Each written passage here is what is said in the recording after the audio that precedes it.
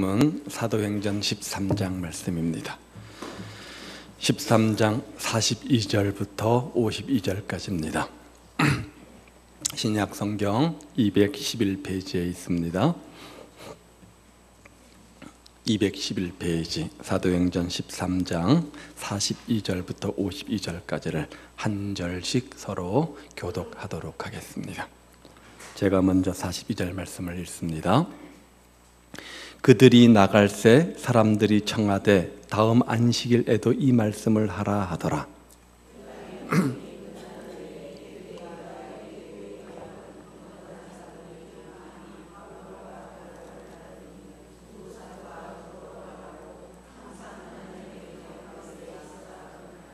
그 다음 안식일에는 온 시민이 거의 다 하나님의 말씀을 듣고자 하여 모이니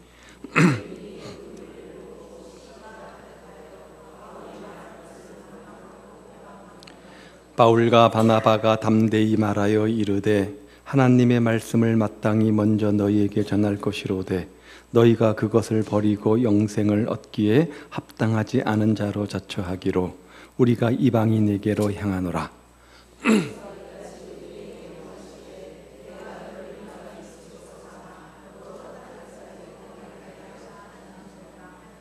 이방인들이 듣고 기뻐하여 하나님의 말씀을 찬송하며 영생을 주시기로 작정된 자는 다 믿더라.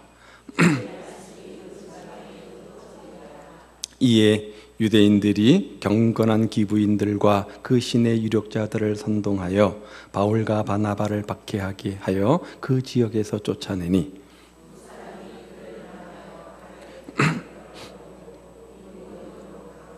제자들은 기쁨과 성령이 충만하니라. 아멘. 이제 다음 주가 새생명 축제의 날입니다. 딱 일주일 남았죠. 일주일 동안 결과가 어떠하든 간에 열매는 주님께서 이루시는 것이고 우리는 최선을 다했다라고 말할 수 있도록 한 주간을 기도하는 마음으로 또 전도자로서의 삶을 유지하면서 보내시기를 주님의 이름으로 축복을 드립니다. 오늘 본문의 말씀은 바울이 비시디의 안디옥을 방문하고 그곳의 한 회당에 들어가서 하나님의 말씀을 전한 이후에 그 성 사람들의 반응에 대해서 기록해 놓고 있습니다. 복음을 전했습니다. 전도를 한 것이죠. 전도했는데 어떤 반응, 결과가 나타나는지를 소개해 주고 있는 거죠. 우리가 잘 알듯이 사도 바울의 선교 방법은 상당히 전략적입니다. 그냥 대충 생각 없이 하는 것이 아니라 한 번의 전도와 방문으로 가장 많은 영향을 미칠 수 있는 사람을 찾고 또 시골보다는 도시 중심적으로 또한 도시에서도 사람들이 가장 많이 모여있는 해당을 중심으로 복음을 전하는 선교 전략을 세웠던 것을 봅니다.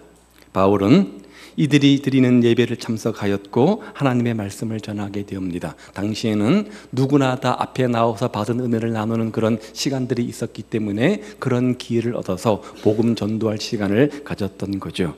그의 설교, 그의 전도의 내용들을 살펴보면 먼저 이스라엘 역사를 쭉 나열합니다. 그렇게 하는 이유는 지금 이 설교 본문을 듣는 사람들이 유대인들이기 때문에 구약은 아주 잘 아는 박식한 사람들 아니겠습니까? 그들에게 구약의 역사를 쭉 소개하면서 그 역사 가운데 예비해 놓으신 그 메시아, 장차 오실 메시아가 바로 예수님이다 이렇게 지금 접근하는 거죠. 그리고 선지자들이 그렇게 구약에서 예언하고 설교했던 다가오실 구원자의 메시아, 바로 그분이 우리 주 예수님이다 이렇게 지금 어필을 하고 있는 겁니다. 그리고 설교의 마지막 부분에 결론적으로 그들에게 도전하기를 이렇게 선포하는데 38절이죠.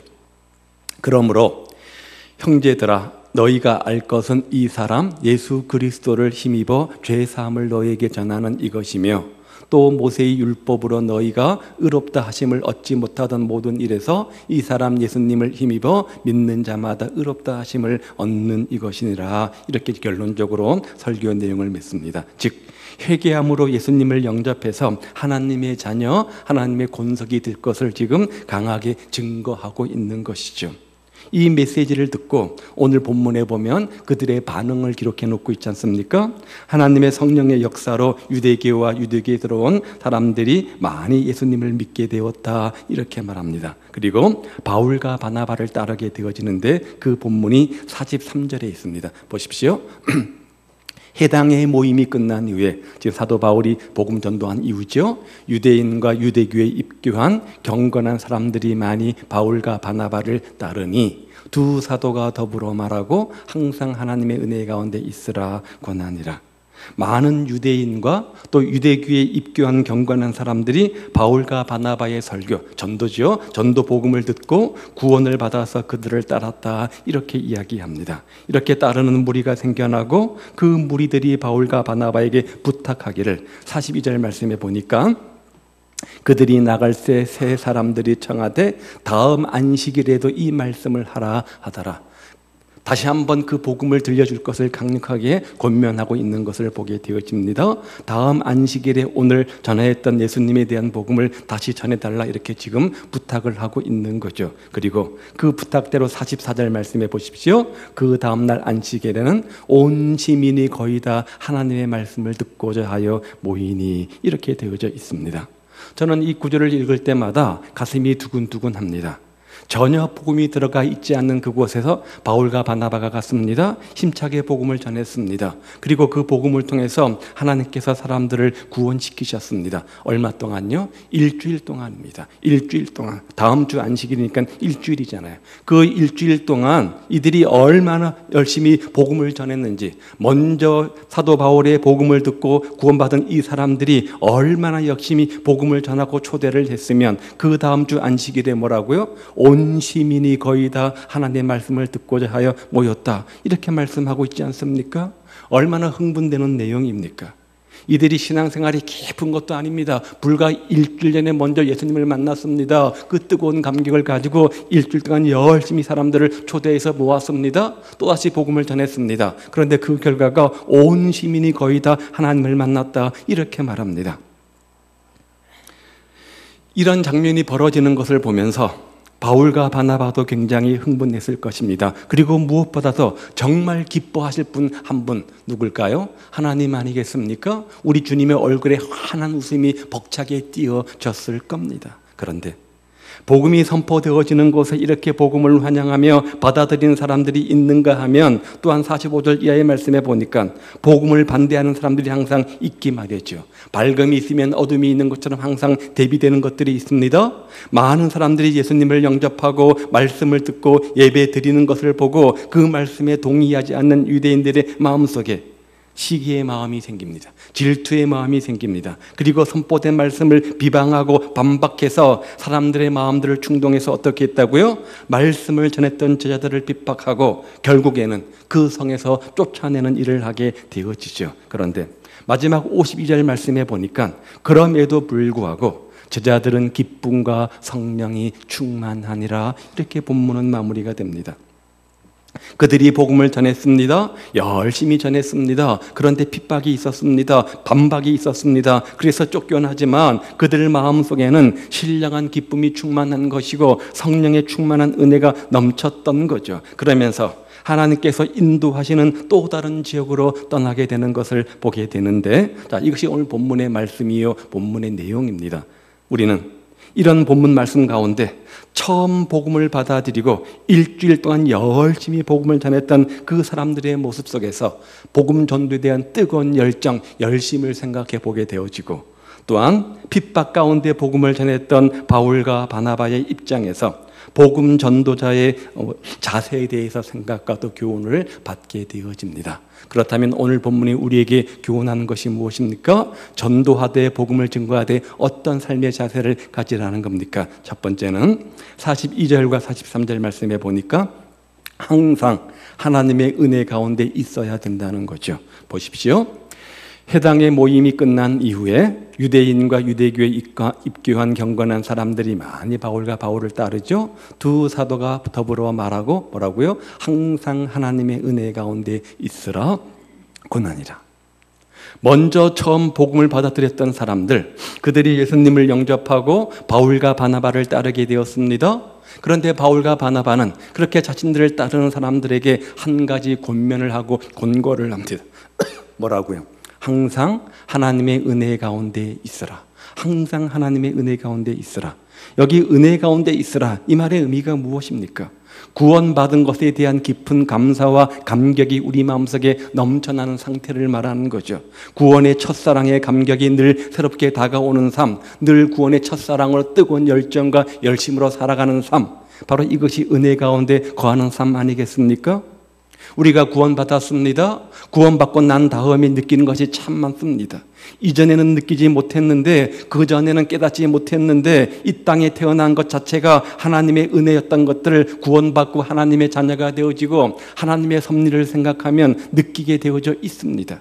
그저 던져진 존재로서 어쩔 수 없이 아무런 의미 없이 살아가는 인생인 줄 알았는데, 그런 인생이 아니라 나 같은 죄인을 하나님께서 창세전에 택하시고 하나님의 자녀로 존재로 예정하시고 또한 내 인생 가운데 계획을 두고 뜻을 두셔서 태어나게 하셨다, 그 사실들을 우리가 깨닫게 되어지죠. 하나님의 섭리 아닙니까? 그리고 그것을 깨닫게 될 때까지 우리를 주변에서 돌아보는 많은 분들이 있었습니다. 하나님께서 돌보기도 하셨지만 또 다른 사람들을 통해서 마치 어린아이를 보호하는 것처럼 우리의 심령들을 보호해 주셨습니다. 어려운 상황 속에서 도와주셨고, 또 때를 따라서 영적 영향력을 미치는 사람들을 만나게 해주셨고, 또 그런 과정 속에서 우리가 어느 결정적 순간에 이제 비로소 내 마음문을 활짝 열고 주님을 나의 주 나의 하나님으로 고백하게 되었습니다. 그 사실을 깨닫게 되어지는 거죠. 내 의지로 예수를 믿고 내 의지로 교회에 나온 줄 알았는데, 생각해 보니까 하나님의 섭리를 생각해 보니까 깨닫고 난 이후에 보니까 하나님의 은혜였고 하나님의 섭리였음을 우리가 발견하게 됩니다. 그리고 그 사실 앞에서 얼마나 감격합니까? 세상에 수많은 사람들이 있는데 나보다 더 착하고 더 선행적이고 더 도덕적이고 더 윤리적이고 더 바른 삶을 사는 수많은 사람들이 있음에도 불구하고 그런 사람들을 제쳐놓고 나 같은 죄인을 구원해 주셔서 하나님의 은혜 가운데 구원의 감격과 감동 속에서 살게 하시는 것, 그 사실을 우리가 알고 느끼고 깨달으면 그 결과는 감격입니다. 그 결과는 감사입니다. 이런 고백 이후에 내가 이 땅에 존재해야 되는 기본적 이유를 알게 되어지는 거죠. 내 삶의 목적이 무엇이어야 되는지, 내 삶의 우선순위가 무엇이어야 되는지, 내 삶의 가치에 어디에 두어야 되는지 그 사실들을 깨닫게 되어지니 우리 삶이 견고해지는 겁니다. 다른 사람이 내 소망의 근거를 물어볼 때 분명히 그 이유를 말할 수 있으니 얼마나 행복합니까? 이렇게 은혜가 있어야만이 복음 전도자의 멋진 삶을 살 수 있는 겁니다. 우리가 복음을 전하기 위해서 내가 먼저 구원의 감격이 없다고 한다면, 내가 먼저 구원의 확신이 없다고 한다면, 예수님이 내 인생의 구세주이다, 그 사실을 우리가 확증하지 못한다고 한다면 어떻게 입을 벌려서 그 주님을 담대히 증거할 수 있겠습니까? 그래서 사도 바울은 먼저 뭐라고 말합니까? 참된 복음 전도자가 되기 위해서 첫 번째 기억할 것은 내가 먼저 하나님의 은혜 가운데 거하는 겁니다. 내 안에 구원의 감격이 있어야 됩니다. 구원의 감사가 있어야 됩니다. 첫사랑의 회복이 있어야 된다는 거죠. 우리가 온전한 복음 전도의 삶을 살기 위해서 먼저 기억할 것은 받은 은혜와 축복을 세워보는 겁니다. 내가 어떤 은혜와 축복 가운데 살아가고 있는지, 그리고 이제 그 은혜를 감사할 뿐만 아니라 은혜에 합당한 삶을 이야기하고 그 은혜를 다른 사람들에게 베푸는 삶을 살아야 하는 것, 이것이 바로 은혜를 보답하는 자의 삶 아닙니까? 그런데 그런 은혜를 보답할 때 가장 확실하게 가장 좋은 방법 한 가지가 있습니다. 그게 뭐냐? 하나님께서는 한 영혼 한 영혼들을 천하보다 귀하게 여기십니다. 모든 만물보다 더 귀하게 여기십니다. 우리 영혼이 그러하고 또 다른 믿지 않는 영혼들도 그러합니다. 그 영혼들에게, 그런 영혼들에게, 천하보다 귀한 가치를 지닌 한 영혼 한 영혼들에게 하나님께 은혜를 갚는다는 심정으로 사랑을 베풀고 은혜를 전하고 복음을 전하는 것, 이것이 바로 우리가 은혜를 베푸는 자에 대한 은혜에 보답하는 자의 삶이라는 거죠. 그리고 그런 삶을 살기 위해서 우리가 먼저 기억해야 될 것은 내가 먼저 주님의 은혜로 충만하는 겁니다. 내 안에 하나님의 은혜가 넘쳐나는 겁니다. 구원의 감격과 구원의 감동이 넘쳐나는 겁니다. 그런 은혜가 우리 가운데 있기를 우리 주님의 이름으로 축복을 드립니다.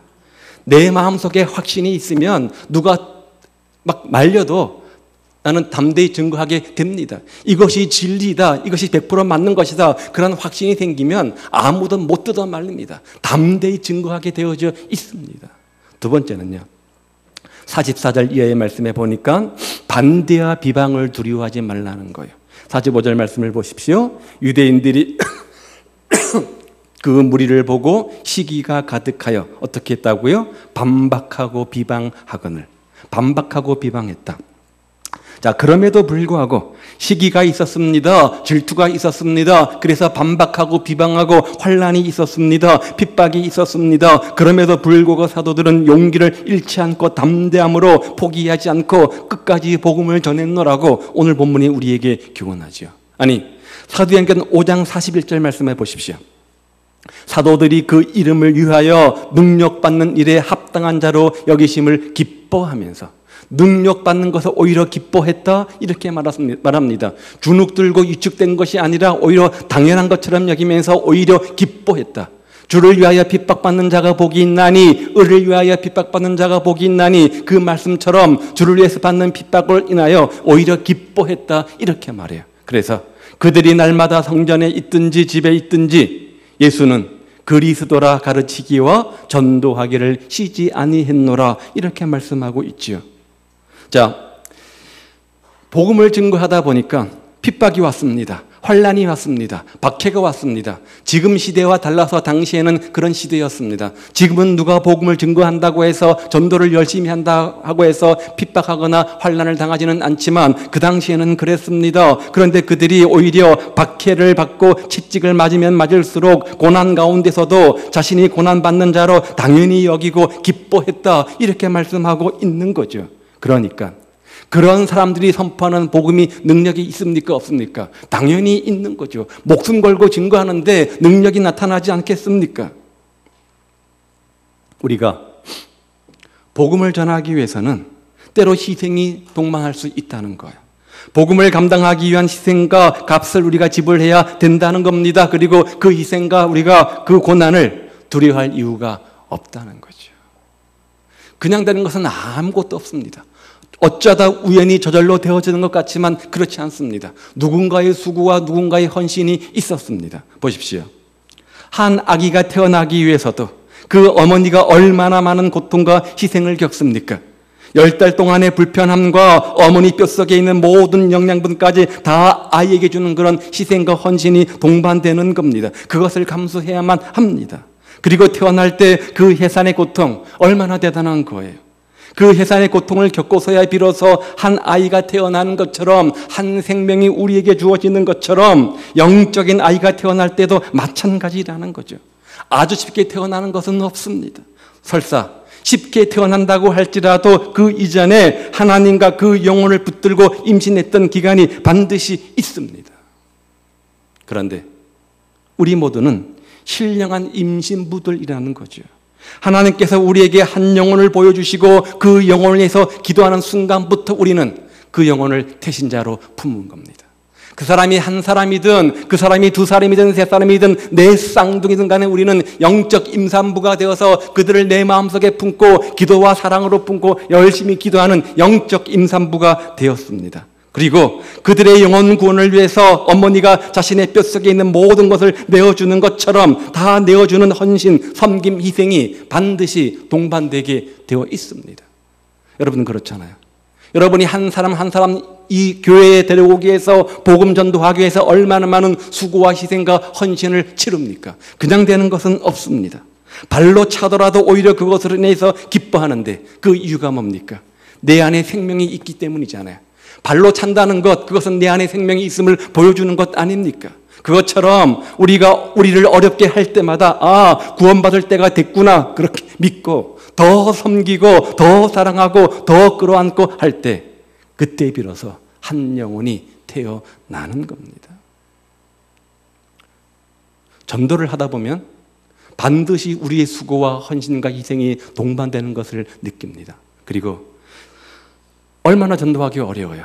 열심히 입을 벌려 예수님을 증거하지만 관심도 없습니다. 열매도 없습니다. 뭘 느낍니까?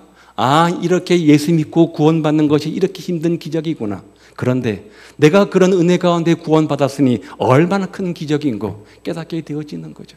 그런 구원해 주신 하나님께 우리는 감사하게 되어집니다. 전도하면 반드시 그것을 느낍니다. 자, 그런데 왜 우리가 이런 일을 감당해야 됩니까? 왜 전도에는 수고와 헌신과 희생이 따른다고 하는데 때로는 자존심도 상하기도 하는데 왜 이런 헌신과 수고를 우리가 마다하지 말아야 되는 겁니까? 왜 그렇게 해야 되는 겁니까?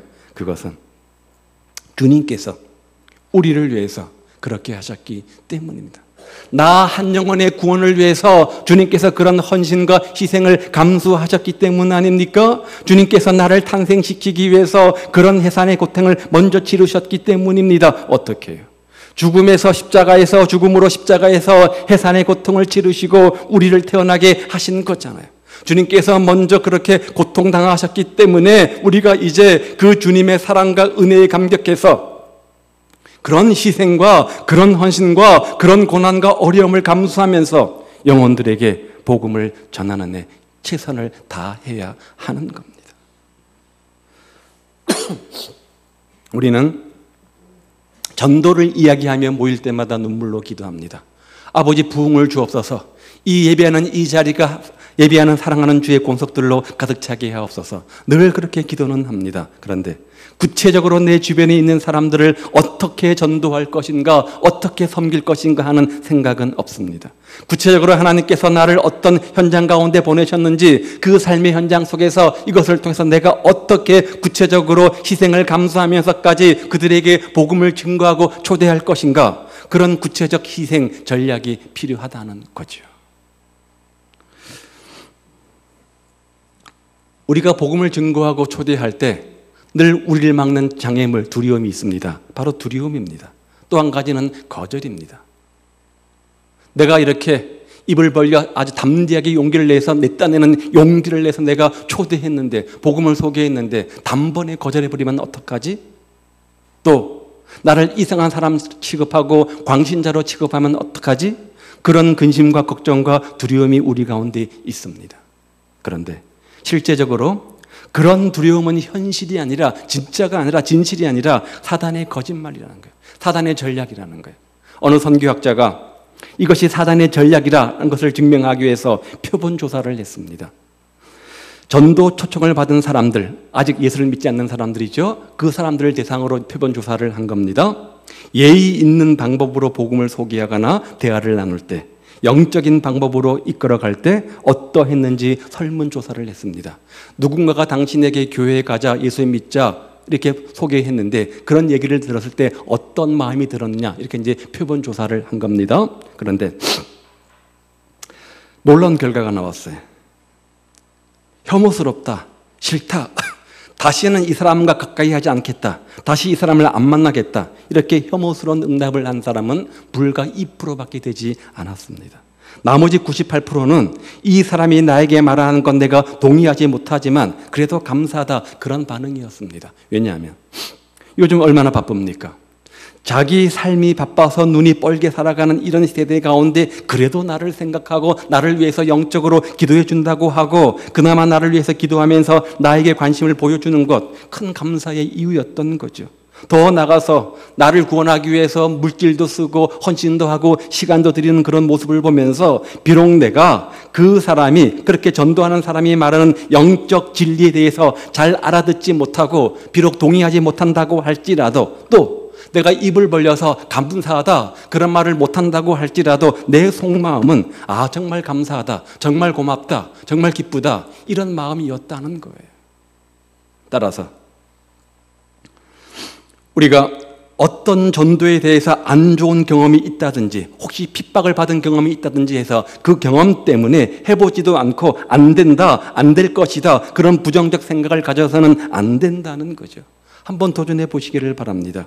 복음을 전하는 두려움을 우리가 극복하고 주님께 맡기시기를 바랍니다. 그러면 하나님께서 두려움도 사라지게 하시고 담대하게 입을 벌려서 증거하게 하실 겁니다. 사도들 보십시오. 편하게 우리처럼 전도한 것 아닙니다. 더 많은 환난과 핍박과 희생과 헌신을 각오하지 않았습니까? 성경에 보면 사도 바울이 얼마나 많은 환난과 핍박을 받았는지, 많이 매도 맞고 많이 옥에 갇히기도 하고 목숨을 잃을 뻔도 했다, 이렇게 고백하지 않습니까? 그럼에도 불구하고 담대하게 복음을 증거하니까 그 안에 두려움도 사라지고 놀라운 역사가 나타나게 되는 거죠. 세 번째는요, 모든 결과는 하나님께 맡기는 겁니다. 48절 말씀. 이방인들이 듣고 기뻐하여 하나님의 말씀을 찬송하며 영생을 주시기로 작정된 자는 다 믿더라. 그 앞에 좀 배경을 이해하면 좋을 것 같은데요, 우리는 하나님께 모든 것을 맡기고 우리가 감당해야 될 부분만 감당하면 됩니다. 어떤 겁니까? 입을 벌려 복음을 증거하는 겁니다. 예수를 초청하는 겁니다. 그 결과가 어떻게 일어날지 우리는 모르지만 그것은 하나님의 영역이라는 거죠. 결과는 하나님의 영역이라는 거죠. 성공적인 전도는 성령님의 능력 안에서 예수님만 전하고 그 결과는 하나님께 맡기는 것이다, 이런 말이 있어요. 하나님의 역할은 결과를 책임지는 것이고, 우리 역할은 우리가 먼저 은혜 안에 강하고 성령 충만해서 담대히 입을 벌려 주님을 증거하는 겁니다. 여기까지가 내 역할이고, 그 증거의 상황 가운데 어떻게 역사하실 것인지 결과는 하나님의 것이라는 거죠. 여기 오늘 본문의 말씀을 보더라도 처음 사도 바울이 해당에 들어갔습니다. 복음을 전할 때 어떤 의도였습니까? 처음 의도했던 것은 유대인들에게 복음을 증거하고 유대인들이 예수 믿고 구원받는 것을 기대하는 마음으로 그렇게 했죠. 그런데 46절 보십시오. 하나님의 말씀을 마땅히 먼저 너희에게 전할 것이로되, 먼저 너희에게, 유대인을 말하는 겁니다. 그런데 어떻게 했다고요? 반응이 너희가 버리고 영생 얻기에 합당하지 않은 자로 자처하기를, 거부해버리니까 그 다음 순서인 우리가 이방인에게로 향했다, 이렇게 되어져 있습니다. 그런데 이방인들이, 전혀 생각지 않았던 이방인들이 복음을 듣고 나니까 기뻐하는 거예요. 주님께로 나오는 거예요. 많은 사람들이 복음을 듣고 구원받고 하나님의 자녀가 되는 거예요. 회당이 꽉 찼다고 했잖아요. 사도 바울과 바나바가 전혀 기대하지 않았던 그런 결과가 주어진 것이죠. 정반대의 결과가 주어진 것이죠. 무엇을 말합니까? 결과는 누구의 것이라는 거예요? 하나님께 달려있다는 거예요. 결과는 하나님의 것이라는 거예요. 단 한 명도 믿지 않는다 할지라도 우리 책임이 아니라는 거죠. 그저 우리는 순종하고 그대로 있으면 되는 겁니다. 하나님께서 우리를 평가하실 때 어떤 열매를 가지고 있느냐 평가하는 것이 아니라 우리가 얼만큼 순종했느냐, 그것을 가지고 보신다는 겁니다. 열매, 결과는 하나님의 영역이라는 거예요. 우리가 정말 하나님께서 나에게 감동을 주시고 은혜를 주시고 그래서 성령 충만께서 입을 벌려 주님을 증거할 때 우리가 순종했느냐 안 했느냐, 이것을 가지고 평가하시겠다는 거예요. 결과는 하나님께 맡기는 것입니다. 우리의 복음 전도를 통해서 어떤 역사가 일어날지 아무도 모르잖아요. 다만 우리 역할은 기회가 있을 때마다 때를 얻든지 못 얻든지 입을 벌려서 예수님이 메시아다, 예수님이 구세주이다, 그 예수님을 증거하는 겁니다. 그리하면 결과는 하나님의 것이라는 거예요. 제가 한 예를 들어볼게요. 1858년 주일학교 교사인 킴벌이라는 사람이 그가 늘 다니는 구두방에 가서 한 구두 수동공에게 복음을 전합니다. 편한 마음으로 전했겠죠. 그 복음을 들은 사람이 누구냐면 바로 D.L. 무디입니다. 그렇게 훌륭한 복음 전도자가 될지, 지금 우리가 그 사람 이름을 알 만큼 그렇게 훌륭한 부흥사가 될지 이 킴벌이라는 교사가 어떻게 알았겠습니까? 그저 가벼운 마음으로 늘 가는 구두방이니까 그 수동공에게 간단하게 복음을 증거한 겁니다. 그런데 그를 하나님께서 놀라운 복음 전도자로 세우셨습니다. 그런데 그런 하나님의 역사는 여기서 끝나지 않고 무디의 선교 활동을 통해서 1879년 마이어라고 하는 유명한 설교자가 복음의 열정을 무디에게 물려받게 되어집니다. 무디가 또 마이어를 전도한 거죠. 그리고 이 마이어가 대학 채플에서 설교할 때 체프먼이라는 사람이 거기에서 거듭나고 구원을 받게 되어지고, 그가 나중에 YMCA에서 일을 하면서 또 한 사람을 전도하게 되어지는데 유명한 빌리 썬데이를 전도하게 되어집니다. 그래서 빌리 썬데이 부흥 집회가 유명하잖아요. 빌리 썬데이가 그 사람의 전도로 구원받고 그 열정을 가지고 수많은 사람들을 주님 부으로 인도하는 부흥사가 됩니다. 어느 날 빌리 썬데이가 부흥회를 인도하게 되었는데 복음을 증거하는데 그 자리에 누가 앉아 있었냐? 빌리 그레함이 앉아 있습니다. 빌리 선대의 복음 설교를 듣고 예수 믿고 회심하고 구원받은 다음 우리가 아는 것처럼 50년 넘게 많은 전 세계를 돌아다니면서 빌리 그레함을 통해서 얼마나 많은 사람들이 주님 품으로 돌아오게 되어집니까? 그런데 이것은 한 사람의 순종, 킴벌이라는 한 사람의 순종 때문에 가능한 것이었죠. 그래서 그 사람을 통해서 무디가 세워지고 무디를 통해서 마이어가 세워지고 또 마이어를 통해서 빌리 썬데이를 만들어내셨고 마침내 빌리 그레함을 만들어내신 겁니다. 처음 킴벌이 저 구두수동공에게 복음을 증거할 때 이런 결과를 기대하고 한 것은 아니잖아요. 이처럼 여러분의 순종을 통해서 여러분의 복음 전도를 통해서 여러분 삶 속에 어떤 일이 일어날지 이 지역사회에 어떤 일이 일어날지 우리나라 이 한국교회에 어떤 일이 일어날지 아무도 모르는 겁니다. 아무도 모르는 겁니다. 새생명 축제를 통해서 하나님께서 어떤 것을 계획하고 계신지 우리는 모릅니다. 다만 이제 한 주간 남았는데 천국 잔치가 끝났을 때 내가 좀 더 열심히 할 걸 후회하지 말고 한 주 동안 최선을 다하시기를 바랍니다. 기도하면서 우리가 최선을 다하는 한 주간 복음 전도자로서의 삶의 모습을 살 수 있기를 우리 주님의 이름으로 축복을 드립니다. 결과는 하나님의 것입니다. 최선을 다해서 주 앞에 착하고 충성된 종으로 인정받는 우리 모두가 되시길 바라고 그런 우리의 헌신과 희생을 통해서 주님 얼굴에 환한 웃음 띄어드리는 복된 성도들 다 되시기를 우리 주님의 이름으로 축복을 드립니다. 기도하겠습니다.